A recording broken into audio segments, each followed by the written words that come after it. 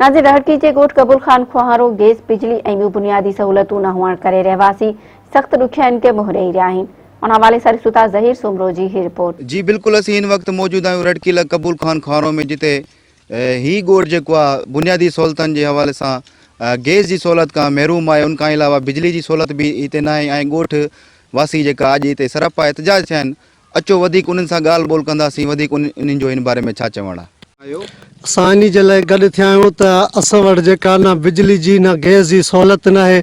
इन जे लाइ असां एहतिजाज कयो आहे त बराए महिरबानी गैस या बिजली जी असांखे फराहम की वञे। बिजली जा थंबा बीठा आहिनि, ख़ाली तार आहिनि, बिजली गैस जे हवाले सां तक़रीबन 20 साल थी विया आहिनि गैस।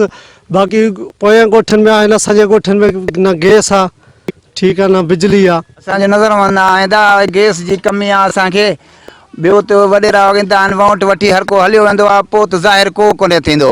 गैस असां वटि कोन्हे, न को कुझु आहे। असां त हाणे लाइट आहिनि, गैस को सवा तंग हूं। असां वटि गैस कोन्हे, कनि सालनि खां हिन टाइम ताईं को गैस कोन्हे, को बि सहूलियत न आहे। MPI हा करे वठी था वञनि, को बि सहूलियत असांखे न ॾिनी वेंदी आहे। बसि गिरदाई जा जेके बि आहिनि, गैस हिते 40 साल खां न आहे। वोट ॾियो, असांजी बादशाही थिए, असां तव्हांखे ॾींदासीं। अलाए कयो बादशाही उन्हनि जी कामयाब थी वेंदी आहे, 5 साल गुज़री वेंदा आहिनि, हिन महिल ताईं का बि सहूलियत न थी आहे। अब्दुल सत्तार समय जो मां इन ॻोठ रहवासी आहियां जो कबूल खुआरे जो। सो मुंहिंजो अर्ज़ु इहो आहे त 1600-1700 वोट असांजे ॻोठ कबूल खुआरे जा, अञा ताईं असांखे का बि सहूलियत न मिली आहे। गैस आहे, गैस घणनि सालनि खां वठी असांखे गैस न मिलियो आहे। हालांकि असांखे 2-3 किलोमीटर राड़की आहे, उन में गैस आहे। हेॾो सैदपुर शरीफ़ बि आहे। असां इन फैसिलिटीज़ खां सहूलियत खां महरूम आहियूं।